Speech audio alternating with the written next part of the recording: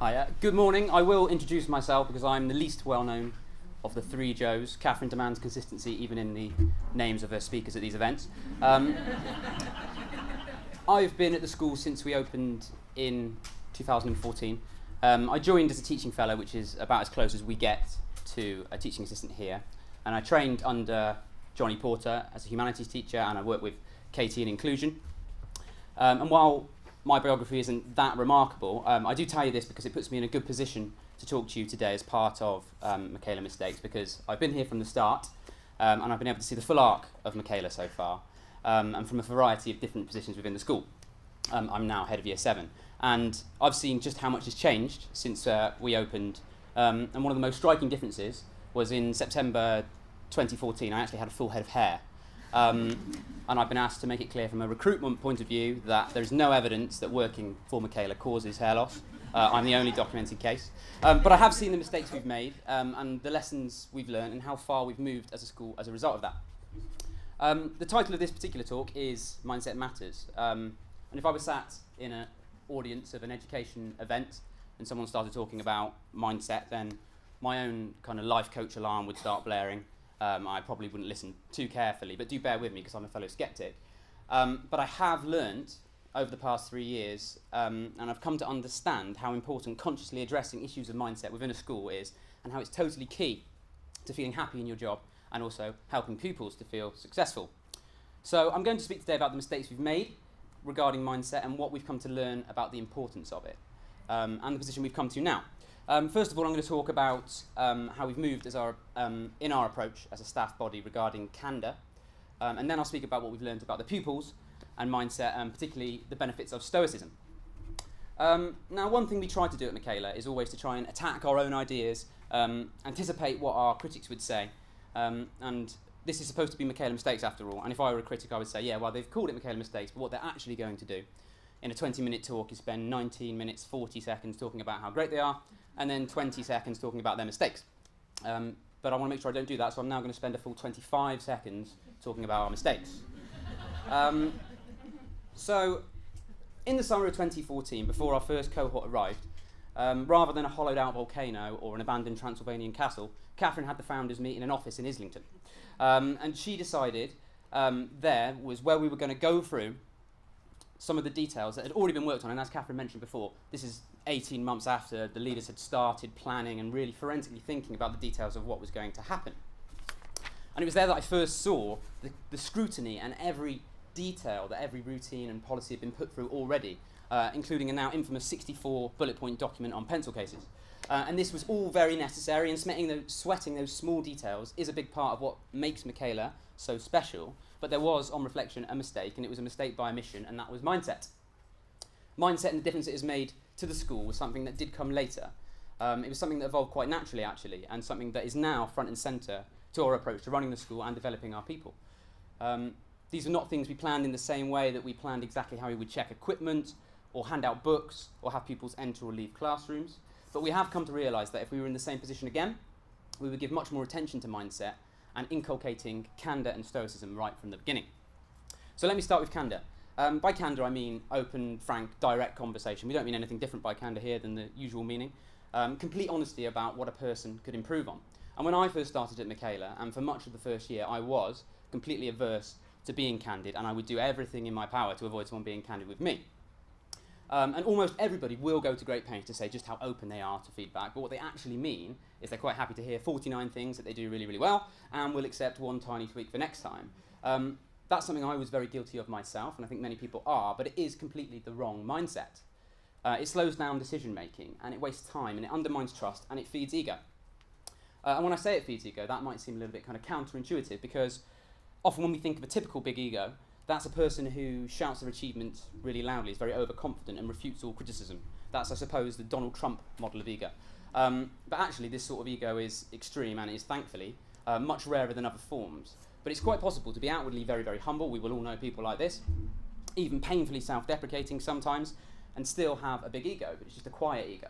I was one of those people, and I'm certainly not alone in that. But avoidance of criticism and this kind of desperate self-preservation of the ego is a great risk to any school, any organisation really. Because if you get enough of these quiet egos within an organisation, a culture soon starts to breed. And each person avoids candor, and then a bit of a negative cycle starts up. You find yourself undergoing a bit of a disarmament race. And then within this candorless culture, if somebody then is candid, then they seem callous, mean, and a bit unfeeling. Bitchiness and tribalism will then come into the staff room. Candor becomes so rare that people then avoid it. You have a situation in which your school is a field of sacred cows, hooves and udders everywhere. People are constantly walking on eggshells and feel as though it isn't their place to highlight an issue, or that's not really my area, I'll leave that alone. And naturally, people occasionally fall short. And if no culture exists to address the natural shortcomings of being human, then they will go unaddressed, and bad decisions will be allowed to trundle on for weeks, months, years, and they become entrenched. And in short, without candor, schools suffer. So at any school or organisation, there will be misunderstandings, miscommunications and disagreement, and despite our critics' contention that we are all mindless drones agreeing with Empress Burblesing over there, disagreements do really crop up, they do. And tackling these as they rise really resolves grievances before they have a chance to take root. But candour is like anything, and it does take practice. Practice giving and receiving candour, and it builds trust. And trust in turn makes candour easier, and then a virtuous cycle replaces that negative one. And it took time for us at Michaela to realise that, and it did slow us down a lot in that first year. So that's the case for candour. So what would we do differently now, essentially? And how would we instill that culture of candour right from the beginning? And I think the first step is to make the advantages of giving and receiving candour really obvious to your staff. And those are that candour helps people improve in the long term, that candour creates a culture of excellence, and that candour creates leaders. So candour helps people improve in the long term. Denying someone clear, direct feedback deprives them of a chance to improve. And if we tread on eggshells, it may feel like we're doing them a favour in the short term, but actually we badly hold them back, and we store up problems for them in the future. Candour is a gift, and it does give people the benefit of another perspective. It may not feel like it at the time, but it is always valuable. And although a candid conversation might be difficult today, it will make things far better 1 month, 1 year from now. And it could benefit hundreds of teachers and thousands of pupils. So it's a no-brainer. We're tempted to avoid talking about difficult truths because it might make you and the other person feel a bit uncomfortable today, but candour keeps the long term in mind. Candour also creates a culture of excellence, so it's a duty of a great school to be candid. Candour is the enemy of mediocrity, and leaders at great schools do need to create a culture of completely unapologetic candour. Continuous improvement, long-term impact, no sacred cows, no eggshells, nobody feels like their area is sacred and can't be touched by anybody else. The sunlight of candour is the best disinfectant for mediocrity. And pent-up irritation and staff room politics, and they come from a candorless culture, are really a toxic solvent, a corrosive solvent for an otherwise happy school. And thirdly, candour creates leaders. If we think about creating leaders in our school, the ability to be direct, honest, and build trust is really up there. And leaders need to be able to have difficult conversations. So why do we not give the people the opportunity to develop this right from the beginning of their careers? A culture of directness, openness, and humility gives everybody the best possible training on how to lead people well. Now, candour is really, really difficult. It takes courage to do it very well, and it requires strength of character, clear-sighted judgment, emotional intelligence, and wisdom to apply it really, really well. A lot of practice is needed there, so everybody needs as much practice as they can get. And the only way to hone our judgment on candour is have the courage to try it out, expect and make mistakes while giving candour and receiving candour, and then learn lessons from those mistakes. I've had some incredibly meta moments at Michaela where senior leaders have had to have a candid conversation with me about my candour with somebody else. But that is just the way that candour works, and it's the way it should be. So those are the advantages to make clear to everyone. It helps people in the long term, it creates a culture of excellence, and it helps create leaders. Ultimately, the best way, though, to improve your mindset on candour is by doing it, give it and receive it. And as such, the next stage is to make sure you've given your staff practical ideas on how to go about that, how to give and receive candour. And those are, firstly, to prepare, secondly, to be proactive and seek it out yourself, and thirdly, to go meta, as I've said, and give feedback on giving and receiving feedback. So firstly, prepare. It's always really important when you're about to be candid to bounce it around with someone in advance. It could be that you're wrong. Interrogate your own prejudices first, anticipate any pushback that person might give to you, and explore that yourself before going into that conversation. And also, practice the opening sentence. The hardest part of these conversations is always the beginning. It's awkward to know how to get that started. At Michaela, we always start with, in the spirit of candour, and then when someone says that, you know what's coming. This is a nice way to avoid the tricky, awkward moment of beginning these kind of conversations. Secondly, be proactive and seek it out yourself. So candour is always best taken when it has been prepared for. Asking for candor really normalises the process and it takes the pressure off the other person, and that's really key. Candor does need to become the norm. If it's the exception, this won't work. If someone is candid to you, then you need to be grateful for it. Thanking people for their candor encourages them to take it better themselves, and it encourages them to be candid again in future. This is all develops the trust required for confronting the inevitable challenges that school life will throw up. Now, go meta and give feedback on feedback, and this is very important. So ultimately, some people are much better at taking feedback than others, and we have learnt this over time. But this too needs to be challenged. The better you are at accepting candor, the more you invite it, and the more you invite it, the more opportunity you have to improve, and then an upward spiral takes hold. People need feedback on how they accept feedback as much as anything else. Otherwise, a bit of a Matthew effect will take hold. People will naturally prefer to give candid feedback to people who are already the best at taking it. Those people who struggle the most with candor will receive it the least, and the gap between the haves and have-nots when it comes to dealing with candor will increase. So how do we keep candor a constant part of what we do here? A couple of practical things. So firstly, a really simple starting point that anybody can adopt is we give each other candor stars on a candor chart. We stick up star stickers, I know it sounds stupid, for receiving and giving candid feedback. And it's not unusual to receive an email from Catherine, for whom, by the way, candor is most certainly the default position, prompting us to give a piece of candor to someone else by the end of the week and put a star up for them and yourself. And it may seem a little bit forced, but it is all part of making candor unexceptional, a part of the everyday routine at Michaela. And it does make for a happy, more productive, and more trusting place to work. So, keep the advantages of a candor-based mindset in mind. This is what we've learned. Long-term improvement, excellence over mediocrity, and leader creation. And give your staff the ability to apply it, and it will be a game changer. Just as we've come to realise that mindset is all important when it comes to staff, we've also come to realise that we were missing a bit of a trick when it came to our pupils and mindset. So I'd like to focus on that for the second part of this talk, particularly on how Stoicism has become central to what we do. So I'm going to outline firstly what is Stoicism, and secondly how we use it at Michaela. Michaela is a culture shock, and it is a marked departure for the Year 7s who arrive in September. One of the foundations of what we do here is 7 days of boot camp for the new arrivals, and pupils are introduced to all aspects of Michaela. The rules are explained, both the what and the why behind those rules, and it's a great opportunity for pupils to become acclimatised to the school, understand the logic, thought, and ultimately the kindness behind the kind of seemingly thousands of new rules. They get to know their teachers and they get to know the building and their routine before the other children arrive back. It's a really great thing. And the bootcamp guide that Joe Kirby put together in that first year was great, and it was full of wonderful explanations explaining our rules on uniform, equipment, corridors, what we do at lunch, what we do at break time. Every detail was down there. But we came to realise that we had missed an opportunity there, and we made a mistake in not including a section on the Michaela mindset, which is namely Stoicism. So what is Stoicism? Stoicism is a method of approaching life, basically, and it finds its roots in ancient Greek philosophy. It can be made incredibly complex, and it often is, usually by people trying to sell books, but it is, at its core, a very simple philosophy. Stoicism is about control, and the Stoics believed that the key to a happy life is one in which we recognise what we can and can't control. Epictetus, a first-century slave-turned-Stoic philosopher, divided all of life into two categories, the things we control and the things we don't. So we don't control the economy, we don't control the weather, we don't control other people.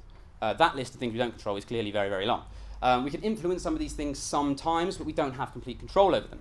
The only thing we do have control over is our actions and reactions if we choose to exercise that control. So we aren't in control of the past, and once something has happened, it is obviously completely beyond our sphere of control, but we are in control of how we respond to that past.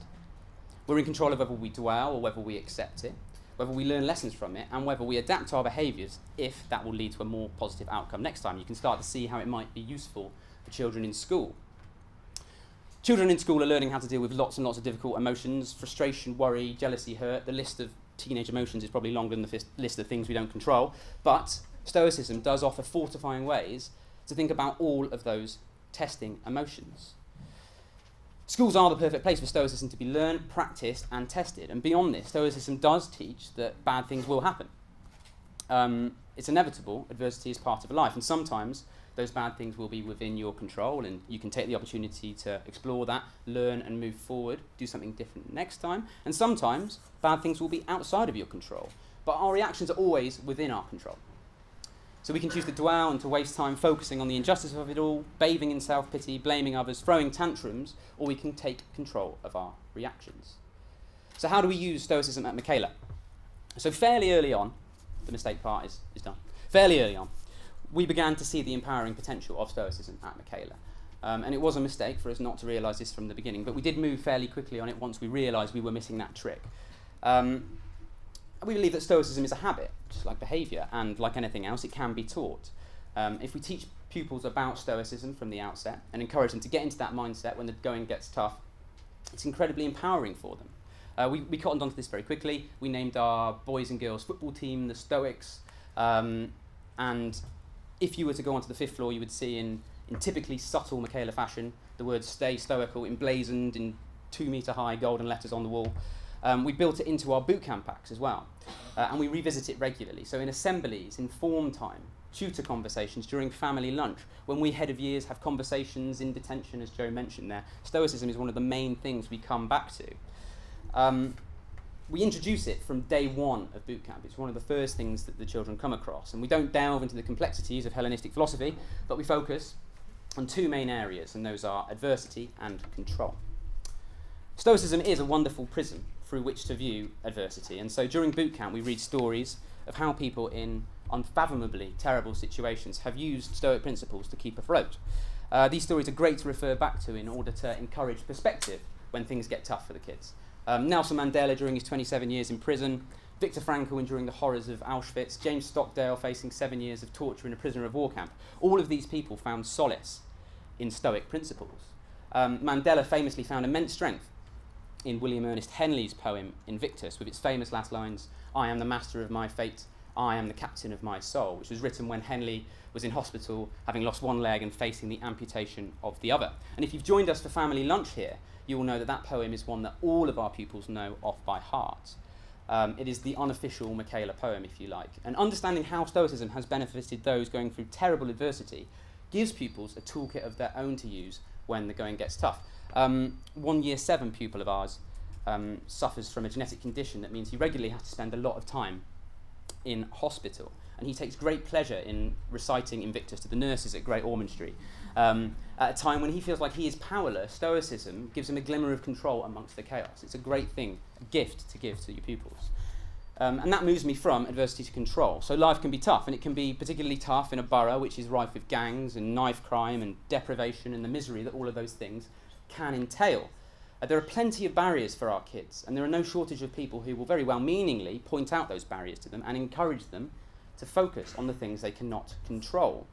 It's an understandable position. Our kids were born victims of their circumstances in a way maybe we weren't, and they will remain victims of those circumstances, but that is the wrong position. Stoicism tackles it, and it is not about victimhood, but instead it's about taking responsibility and control wherever possible. They're not in control of where they live, but they are in control of how they live there. And Stoicism as a mindset is about empowerment. It's about instilling them with the idea that they are the masters of their fate. Stoicism is simply a part of our daily vocabulary at Michaela, and it means that complex ideas that I've outlined there can be encapsulated and communicated very, very quickly and regularly. Because we teach them the principles of Stoicism right from the beginning, right from day one, they have lots of examples of it in action, and we can refer back to these regularly. Just the other week I was doing a lesson on Thomas Becket, and not one but 2 bees flew into the room. Stoicism was very, very handy there when we were trying to keep a lid on all of that. And it really does make a difference. The kids want to show what they've learned, and actually, they can keep control of themselves.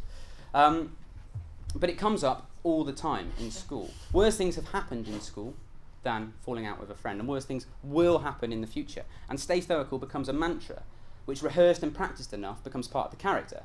There are lots of other practical applications. I'll give you a few now. So in detention, we're constantly saying stay stoical. So pupils will occasionally feel upset, resentful about being given a detention.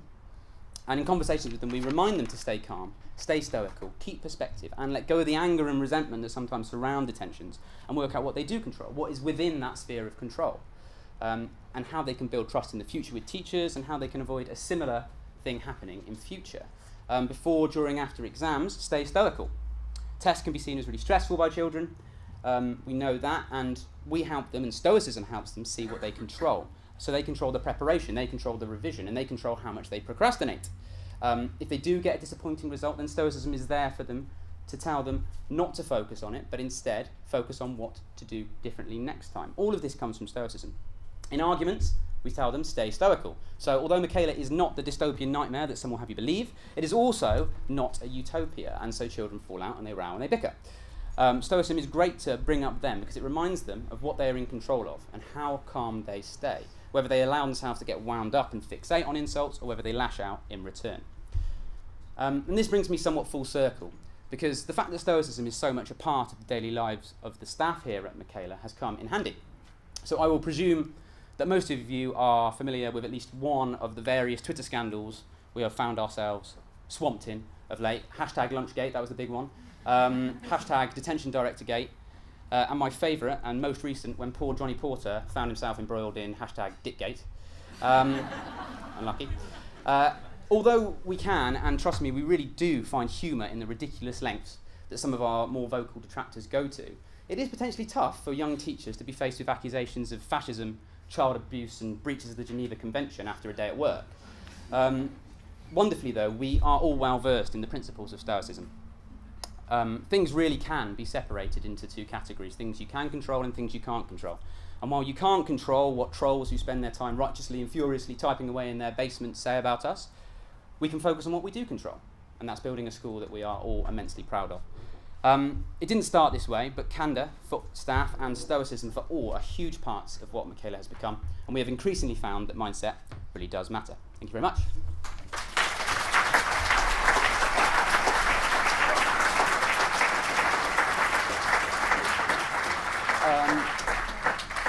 Happy to take questions before Jessica Lund appears.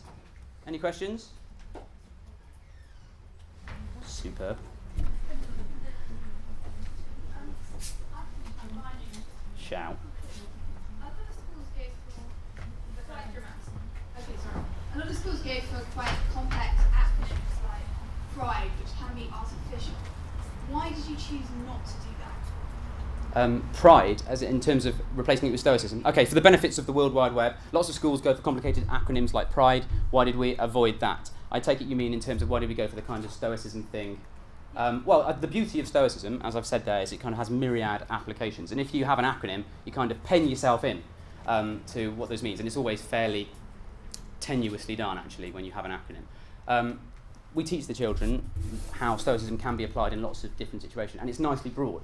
So Stoicism is lots of different things. It can be keeping calm, it can be taking control, it can be focusing on the thing you need to do next and leaving the thing you don't have any control of in the past. And we like to keep it general so we can apply it to so many different circumstances. And it does come up, I'd probably say it 20 times a day. It really does come up a lot. Acronyms, they're kind of complicated and you end up then trying to act based on the acronym rather than what is best for the child, so we don't do that. Anything else? Any other questions? Internet? No. Superb. Okay, thank you very much.